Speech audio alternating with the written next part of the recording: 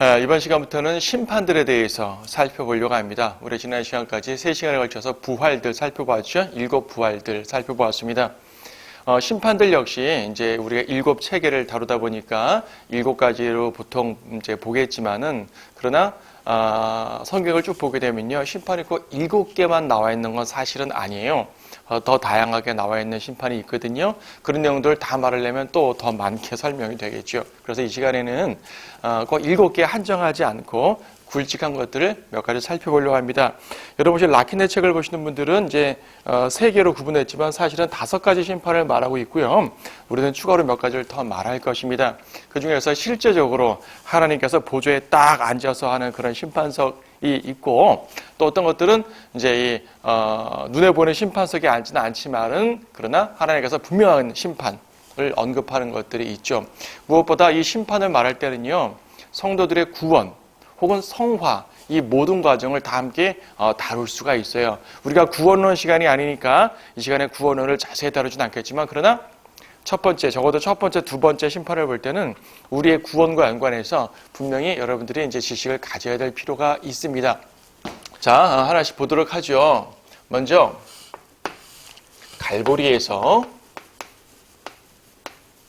갈보리에서의 죄에 대한 심판. 자, 말 그대로 갈보리에서 이루어졌습니다. 죄에 대한 심판이에요. 죄에 대한 심판이다. 죄.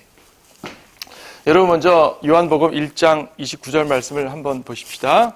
요한복음 1장 29절 말씀 보시게 되면은, 그 다음날 요한이 예수께서 자기에게 오시는 것을 보고 말하기를, 보라, 세상 죄를 제거하는 하나님의 어린 양이라 그랬습니다. 하나님의 어린 양인데 세상 죄를 제거한다 그래요. 세상 죄를 제거하는 어린 양. 여기서 이제 제거한다는 말이 쓰였어요. take away라는 말인데 말 그대로 죄를 제거하는 거예요. 죄를 이제 보통 개역 성경에 세상 죄를 지고 가는 그러죠. 지고 가는 온의 개념으로 썼어요. 예수님께서 십자가에서 우리의 죄를 짊어지었다는 말 자체가 틀렸단 말이 아니에요. 예수님께서는 우리의 죄를 지신 게 맞습니다. 지신 게 맞아요. 우리가 이제 킹제임스 성경을 통해서 공부하다 보니까 제거한다는 말이 너무나 익숙하고, 지고 가는이 아니라 제거하는 것입니다 하고 이제 설명들을 많이 들으셨을 것이에요. 그러다 보니까 예수님이 우리의 죄를 지는 건 아니다 이렇게 생각하는 분이 혹시 계셔요? 그건 아니에요. 예수님이 우리의 죄를 지신 게 맞아요. 그렇죠? 예. 여러분 어디에요? 이사야 53장 말씀 보시게 되면은, 이사야 53장 6절, 우리는 모두 양같이 길을 잃어 각자 자기의 길로 돌이켰으나 주께서는 우리 모두의 죄악을 그에게 지우셨도다라고 말씀했습니다. 예, 하나님께서는 우리 모두의 죄를 예수님이 어깨에 짊어지우신 거예요. 십자가에서 예수님께서 우리의 모든 죄를 짊어지신 거죠. 세상의 모든 죄들을 짊어지시고 십자가로 오르셨어요. 그래서 예수님께서 세상 죄를 지셨다는 것 자체는 논쟁의 여지가 없습니다. 하지만 킹제임스 성경에서 요한복음 1장 29절에서 굳이 제거하는 단어를 쓴 이유는 단순하게 지는 차원이 아니라 죄를 져서, 그래서 어떻게 되는 얘기예요? 죄만 지고 끝나면 안 되지 않습니까? 죄를 지고 가서 없애셨다까지가 되는 거예요. 성경은 바로 그것을 말씀하고 있다는 사실이죠. 헬라어로도 이 단어 자체 아이론이라는 단어를 쓰고 있는데 그 단어 역시 take away, 제거한다는, remove, 제거한다는 단어의 뜻이 원래 뜻이 있어요. 그래서 이제 이것은 제거하는 이라고 이제 번역되는 것이 맞고요. 하지만 그냥 제거하는 것이 아니라 우리 죄를 짊어지고 가서 없애시기 때문에 이런 표현이, 이런 이제 논쟁이 나오는 것입니다. 자, 말하자면 십자가예요. 갈보리 언덕이죠. 예수님 십자가였고요. 물론 옆에 강도들의 십자가도 있었습니다. 강도들의 십자가도 있었지만 강도들의 십자가는 사실 중요한 게 아닙니다. 예수님의 십자가가 중요하죠. 그렇지 않겠습니까? 예수님의 십자가에 예수님께서는 이곳에 달리셨을 때 세상의 모든 죄들을 다 여기에 얹어 놓으신 거예요. 그렇지 않으세요? 예. 세상의 모든 죄들이 다 여기 쌓였어요. 제가 자주 말씀드리지만은 십자가는요, 죄의 쓰레기더미예요. 죄의 쓰레기더미. 예수님이 죽으시던 그날 십자가 앞에 군중들도 있고 뭐 여인들도 있고 병사들도 있고 뭐 바리새인들도 있고 많은 사람들이 있었지만 그들이 올 때는 외형적으로 그냥 십자가 3개, 그 벌거벗은 남자 3명 달린 것밖에 없었어요. 비참하게 죽음으로, 그렇죠? 그거밖에 없었지만 하나님의 관점에서 볼 때 말입니다. 여기에는요 세상의 모든 죄들이 다 이렇게 붙어버린 거예요. 예수님께서 우리의 죄를 다 짊어지고 가신 것이죠. 그렇죠? 그리고 여기에 딱 십자가에 그 모든 죄들을 여기다 이제 놓고 마치 거대한 온 지구에 영적 쓰레기 더미인 양 그렇게 되어 있는 갈보리 십자가 위에 하나님께서는 진노를 내리신 것입니다. 하나님께서는 진노를 모든 죄인들에게 내리셔야 되는데 모든 죄인들에게 내리지 않고, 왜냐하면 하나님께서 진노를 내리는 것은 죄에다가 내리고 싶으신 거거든요. 근데 세상의 모든 죄들이 다 여기 쌓였으니까 하나님은 여기다만 진노를 내리시면 되는 거죠. 마치 피의 짐이 모든 번개를 한 곳으로 흡수하듯이 예수님의 십자가는 하나님의 모든 진노를 이쪽으로 집약시킨 것입니다. 예수님은 그렇게 죽으셨어요. 그렇게 해서 우리의 모든 죄들을 용서하신 것이죠. 제거하신 것이죠. 그래서 세상 죄를 제거했다 그래가지고 죄 자체에 대한 심판이라고 우리는 제목을 붙이는 겁니다. 여러분 어디에요?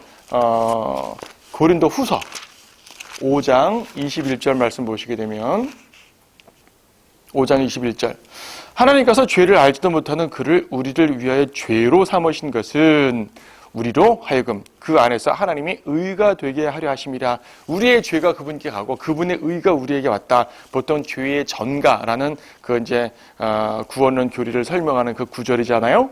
그런데 여기서 예수님께서 죄가 되셨다. 하나님은 우리를 위해서 그분을 죄로 삼으셨다라고 표현을 합니다. 죄를 지우셨다 정도로 표현하는 것이 아니라 죄로 삼으셨다. 즉 예수님이 죄 덩어리가 되셨다는 얘기입니다. 갈라디아서 3장 13절 보시게 되면 갈라디아서 3장 13절 말씀에서 그리스도께서 우리를 위해 저주가 되셔서 율법의 저주로부터 우리를 구속하셨으니라고 말씀하십니다. 우리를 위하여 저주를 지셔서라고 말하지 않았습니다. 우리를 위하여 저주를 받으셔서라고 말하지 않았습니다. 물론 저주를 받으신 거 맞죠. 근데 여기서는 어떻게 표현하셨냐면 우리를 위하여 저주가 되셔서라고 표현하셨습니다. 예수님은 십자가 위에서 죄 덩어리가 되시고 저주 덩어리가 되신 것이요. 세상 죄를 제거하셨다니까요. 그래서 갈보리에서 우리의 모든 죄들이 이렇게 제거가 된 겁니다. 우리뿐 아니라 세상의 모든 죄들이 믿지 않는 자들의 모든 죄들까지도 다 가져가서 그 근원을 제거해 버리셨어요. 이제 우리는 이분을 믿기만 하면 구원받는다는 얘기죠. 여러분들은 믿었으니까 이 사실을 믿고 예수님의 십자가에 여러분들의 죄를 던져 넣는 거예요. 그렇죠? 여러분은 이때 태어나지 않았습니다. 우리는 이때 태어나지 않았습니다. 2000년 전에 태어나지 않았습니다. 예수님께서 그러면 우리 죄는 가져가지 않으시고 당시 로마 시대에 있던 그 사람들의 죄만 가져가셨는가? 아니죠. 미래에 태어날 우리 모든 죄들까지도 다 가져가신 거예요. 그러면 여러분들이 구원받으려면 예수님께 주님 저의 죄를 받으소서 하고 십자가에다가 죄를 던져버리면 돼요. 그럼 주님께서 다 용서하신단 말입니다. 마태복음 11장도 말씀하셨잖아요. 수고하고 무거운 짐진 자들아 다 내게로 오라. 그러면 내가 너에게 쉼을 주리라 라고 말씀하셨어요. 쉼을 준다. 안식이죠. 자, 십자가에다가 죄의 짐, 수많은 인생의 짐이 있지만 죄의 짐을 내려놓으란 말입니다. 죄의 짐을 그분께 던져 넣으세요. 십자가 앞에 여러분의 죄의 짐을 던져 넣으세요. 이 예수님이 주신 이 수많은 죄의 짐들 중에 여러분의 죄가 있게 하세요. 그러면 여러분들은 죄가 제거돼서 구원받는 겁니다. 하나님께서는 예수님께서는 세상의 모든 죄들을 제거하시기 위해서 이렇게 행하셨지만 여전히 자기의 죄를 꽁꽁 자기가 품고 자기의 죄를 짊어지고 다니는 사람은 내가 죄에 대해서 징계 받겠다는 얘기죠. 죄를 받겠다는 얘기죠. 저주 받겠다는 얘기죠. 하나님께서는 그 사람에게 저주를 내리실 수밖에 없죠. 하나님의 진노는 여기에 머물러야 됩니다. 십자가에 머물러야 됩니다. 우리의 모든 죄들 여기다 던져버리시라는 얘기예요. 우리 이미 그렇게 구원받았잖아요. 그렇죠? 구원받았어요. 혹시 이 강의를 믿지 않는 사람들이 들으신다면 제가 지금까지 설명드린 거 잘 기억하시고 여러분의 죄를 여기다 던져놓고 구원을 받으시기 바랍니다. 자, 일단 구원받은 우리 성도들이 듣는 것이니까 자, 여기서 오해하지 말 것이 있습니다. 여기서 세상 죄를 제거한다고 표현했습니다. 세상 죄를 제거한다. 그래가지고 이제 오해하는 것 중에 뭐냐면 어떤 분들은요, sin과 sins를 구별합니다. 예, 구별할 만하죠. 이것을 좀 필요 이상으로 구분하는 사람들이 있어요. 자, sin이 뭡니까? sin과 sins를 보통 말할 때 일반적으로 sin은요, 죄성, 구체적인 죄들, 죄의 행위들, 죄성 자체, 죄를 지키고 싶어하는 우리의 성품 자체 말이죠. 예? 인간은 죄인으로 태어났으니까 죄성을 갖고 있습니다. 아무리 죄를 짓지 않으려고 도덕적으로, 윤리적으로, 법적으로 묶어도 이 사람은 죄를 짓게 되어 있어요. 죄성이 있으니까. 그렇죠? 죄성 자체 혹은 죄 자체를 말하고요. 자체, 근본적인 죄 자체. 이건 구체적인 행위들. 구체적 행위들, 보통 죄들이라는 표현을 씁니다. 기본적으로 맞는 말이에요. 그렇죠? 그런가 하면 우리나라 교회들에서는 보통 원죄, 자범죄라는 말로 원죄, 자범죄라는 말을 잘 쓰죠. 이런 표현 들어보셨어요? 원죄, 자범죄. 아담이 이제 선악과를 먹었을 때 원죄가 됐고요. 인간 모두에게는 이제 원죄가 유전됐다 얘기죠. 자범죄는 각자 짓는 죄니까. 자, 이렇게 보통 표현을 합니다. 예, 그렇게 표현할 수 있어요? 괜찮아요? 표현할 수 있어요? 자, 중요한 건 뭡니까? 중요한 건 뭐죠? 예수님께서 제거하신 죄는 이거예요, 이거예요. 어떤 죄를 제거하셨습니까? 자, 많은 사람들은요, 예수님은 이 죄만 제거하셨고 이 죄는 제거하지 않으셨다고 생각해요. 라크네스 테덕진리에 보게 되면은 이제 죄와 죄들을 구분하는데 아마 설명을 하다 마신 것 같아요, 저분이. 조 설명만 갖고 말하게 되면은 예수님은 sin만 제거하시고 sins는 제거하지 않았다는 말로 들려요. 그러니까 좀 표현이 좀 이렇게 설명하다 마신 것 같아요. 예수님께서는 그러면 원죄만 용서하신 거예요? 십자가에서? 자범죄는 우리가 짓는 죄들은 용서하지 않으신 거예요? 네. 죄성만 제거하시고 우리가 짓는 죄들은 용서하지 않으셨다. 십자가의 피로 이전에 씻기지 않았다. 그럼 어떻게 되죠? 또 어떤 사람은 이렇게도 설명하죠. 우리가 이제 회개하기 전까지, 즉 과거의 죄. 과거의 죄는 용서받았고 미래의 죄는, 그러니까 이제 예수를 영접하기 전까지의 죄는 십자가의 피로 용서받고 구원받기 이전의 죄는 십자가의 피로 용서받고 이후의 죄는 일일이 회개하면서 용서받는 것이다 라고 이해를 하는 분들도 있어요. 아닙니다. 그렇게 설명하면 절대로 안 돼요. 예수님께서는 우리의 죄뿐 아니라 죄들, 이전에 지은 죄뿐 아니라 이후에 지을 죄들까지 모두 용서를 하신 거예요. 용서를 하셨어요. 여러분, 에베소서 1장 7절 말씀 잠깐 보시면요.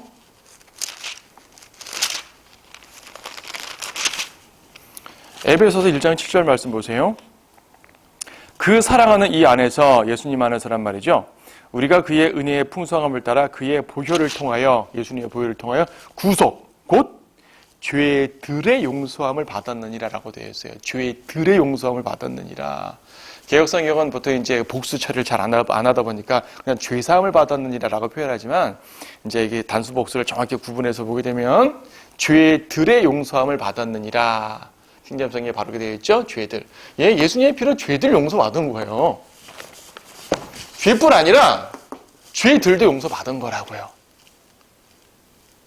그 말은 원죄뿐 아니라 우리가 짓는 모든 죄들도 용서받은 거라고요.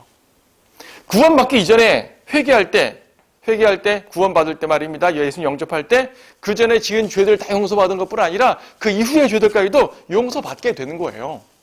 왜 그럴 수 있죠? 왜 그럴 수 있죠?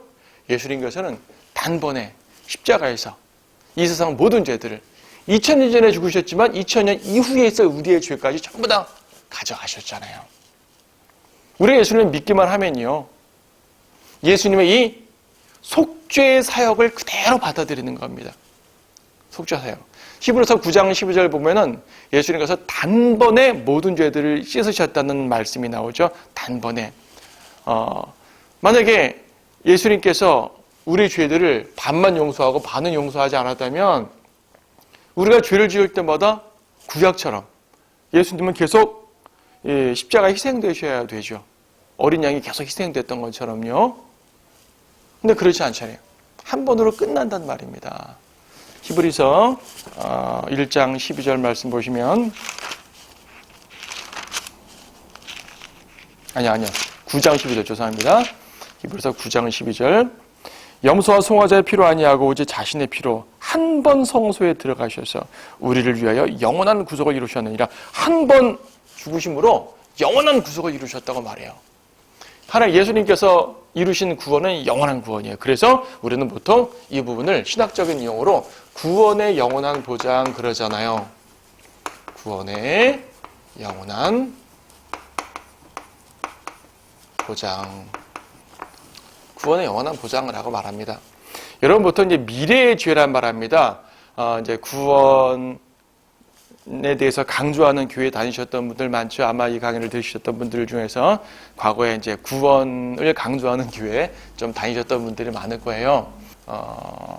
대표적으로 말할 때 예수님은 우리의 과거의 죄와 현재의 죄와 미래의 죄를 다 제거하셨다. 과거의 죄, 현재의 죄, 미래의 죄 다 용서. 자, 맞는 말이에요. 그렇죠? 과거의 죄, 현재의 죄, 미래의 죄 다 용서하셨어요. 맞는 말입니다. 여러분 어디에요? 로마서 8장. 로마서 8장 38절부터 내가 확신하노니 사망이나 생명이나 천사들이나 정사들이나 권세들이나 현재 일들이나 다가올 일들이나 높음이나 깊음이나 어떤 다른 피조물 이라도 우리를 그리스도 예수 우리 주 안에 있는 하나님의 사랑에서 떼어놓을 수 없으리라고 말합니다. 이 중에서 다른 것보다도 현재 일들이나 다가올 일들이나 미래의 일들 말이죠. 미래에 어떤 일이 있어도 우리는 그리스도로부터 떨어져 나가지 않는다. 구원의 영원한 보장을 다루는 거죠. 미래에 어떠한 일, 미래에 내가 죄를 짓는 한이 있더라도 그 말이에요. 뭐 수많은 일이 나에게 닥치겠지만 수많은 일들 중에서 죄 짓는 일도 있을 거 아니겠어요. 그래서요. 구원의 영원한 보장의 교리에 따르면은, 그러니까 성경적 교리에 따르면은 우리는 미래의 죄까지 다 용서가 된 거예요. 그런데 여기서 중요한 게 있죠. 여러분이 복음을 전하고 이제 앞에 사람이 확실하게 정말로 확실하게 예수님을 영접하고 구원을 받았어요. 그러면 뭐라고 말합니까? 당신은 이제 용서받았으니까 하늘나라 하고요. 지금 죽어도 하늘나라 갈 수 있습니다. 혹은 앞으로 죄를 짓고 회개하지 않아도 구원받아요. 다만 하나님께 징계를 받겠지요. 자, 이런 식으로 설명할 수가 있죠. 앞으로 죄를 지어도 이미 다 용서되었습니다. 라는 걸 강조함으로써 상대방에게 구원의 영원한 보장에 대한 안심을 주는 건 좋은데 보통 이렇게 말하는 사람들이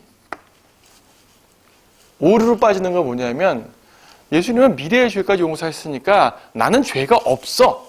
나는 앞으로 죄를 지어도 돼.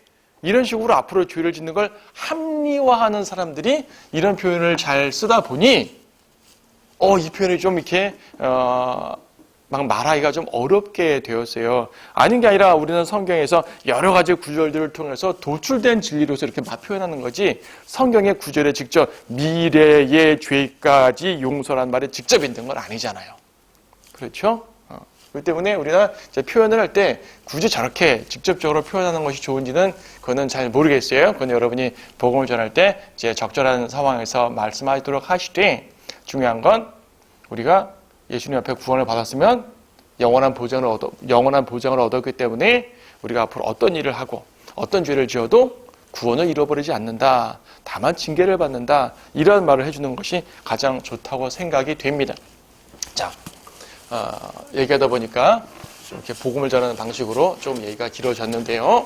자, 예수님께서 십자가에서 우리의 모든 죄와 죄들 모두를 제거하시고 우리를 죄인에서 의인으로 바꿔주셨다. 우리를 의롭게 하셨다 그랬잖아요. 뭐 거기까지는 안 찾았지만 뭐 이제 구원론 부분에서 다 다룰 수 있는 내용입니다. 자, 그래서 첫 번째 죄에 대한 결과가 뭐냐면 예수님께서는 세상 죄 자체에 대해서 심판을 하셨지만 실질적으로 이 심판으로 혜택받는 것은 누구냐면은 성도들, 구원받은 성도들의 죄 제거. 그렇죠. 죄와 죄들이 제거됐습니다. 세상을 위해서 주님이 세상 모두를 위해 역사하셨지만 실질적으로 혜택을 받는 건 성도들이죠. 그렇죠. 성도들의 죄가 제거되었어요. 제거. 그래서 우리는 심판을 면제됩니다. 자, 심판이 면제됐습니다. 그렇죠. 자, 두 번째 어떤 심판이 있습니까? 죄의 자백. 이걸 다른 말로 아들로서의 심판이라고도 합니다. 자, 1번, 2번은 항상 연관해서 여러분들이 이해를 하셔야 돼요. 심판이 면제되었다고 말했는데 이것은 그냥 심판이 면제된 것이 아니라 죄인으로서의 심판이 면제된 거예요. 죄인으로서의 심판. 우리는 더 이상 죄인으로 심판받지 않아요. 의인이 되었기 때문에 하나님께서 의롭게 보셨기 하나님께서 보시기에 의롭게 되었기 때문에 우리는 죄인으로서의 심판은 받지 않아요. 면제됩니다. 근데 아들로서의 심판은 받게 돼요. 이해되셨어요? 우리는 더 이상 죄인으로서는 심판받지 않지만 아들로서는 심판을 받게 됩니다. 그것이 무엇인가 하니 죄의 자백이에요. 자백. 자백이 무슨 심판이에요? 라고 생각할지 모르지만 여러분들 어디에요? 고린도전서 11장 말씀을 보십시오. 고린도전서 11장 말씀. 자, 고린도전서 11장은 문맥적으로는 이제 주의 만찬과 연관해서 쭉 설명하는 말이지만은 그 중에 이런 말이 있습니다. 31절에서 만일 우리가 우리 자신을 판단한다면 판단받지 않으리라. 그러나 우리가 판단을 받는 것은 주께 징계를 받는 것이니 이는 우리로 세상과 함께 정죄받지 않게 하려 함이로다 그랬습니다. 자, 여기서 판단이라는 말을 쓰였어요. 판단. 자, 우리말로 판단, 비판, 이제 심판 전부 다 좀 이렇게 뉘앙스가 다르죠? 하지만 영어로 보게 되면요, 전부 다 저주예요. 그렇지 않아요? 영어로 보면 전부 다 그냥 저지먼트예요. 심판받는 거예요. 그러니까 판단이라는 말이 이퀄 심판이란 말이죠.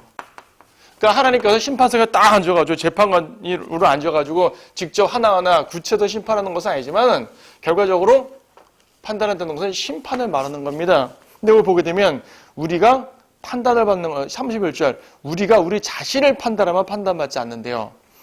내가 나 자신을 심판해버리면 하나님께로부터 심판받지 않는 거예요.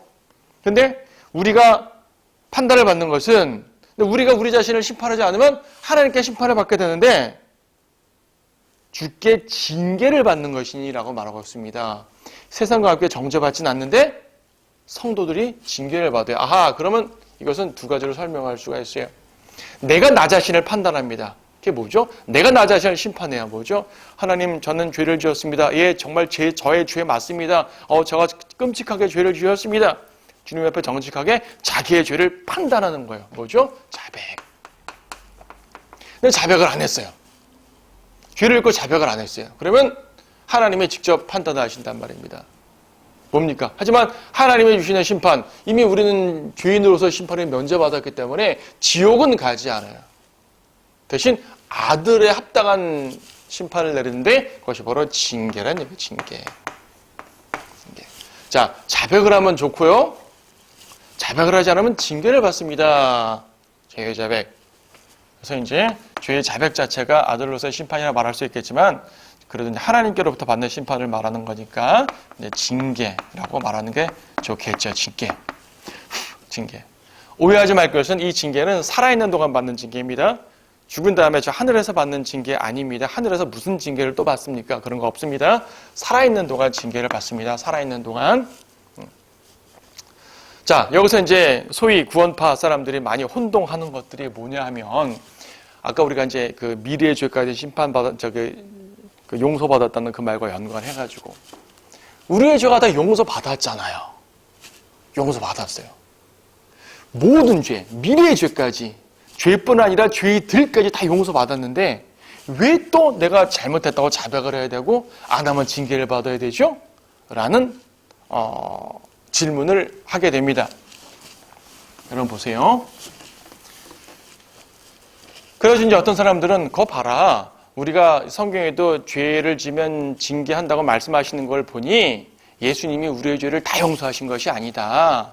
예수님은 내가 예수님 영접할 때 그 전까지의 죄만 다 용서하신 것이고 영접한 이후의 죄는 용서하지 않은 것이다. 그러므로 내가 일일이 죄를 짓겠다면 일일이 회개하고 일일이 자백해야지 용서받는 것이다. 라고 말을 합니다. 그것이 아니에요. 이건 예수님께서 십자가에서 반만 용서하고 반은 용서하지 않고 그런 말이 아니라요. 아니라 이것은 용서의 종류가 달라요. 용서의 종류. 자, 무슨 말입니까? 십자가에서 용서했다는 말은요. 자, 여기서 용서했다는 말은 무슨 개념의 용서냐면은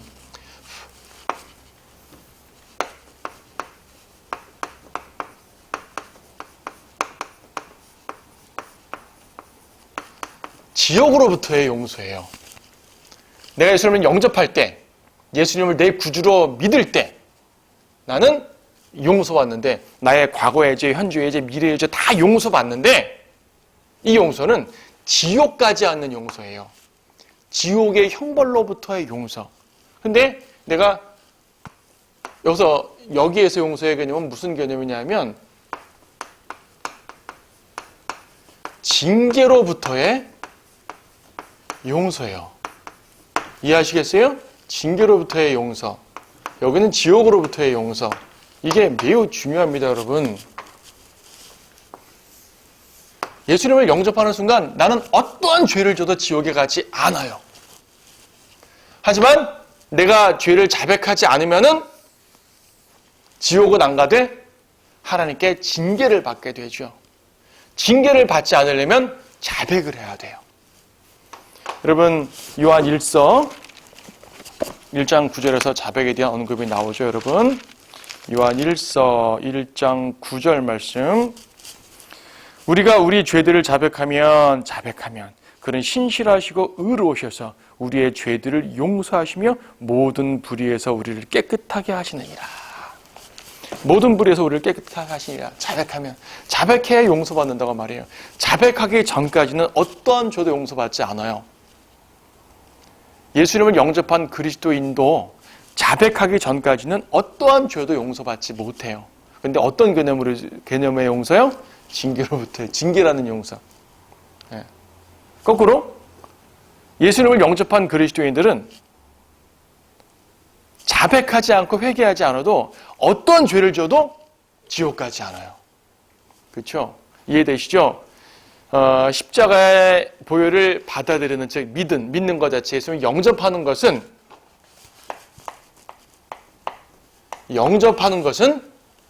지옥으로부터 용서받는 행위고 어떤 죄에 대해서도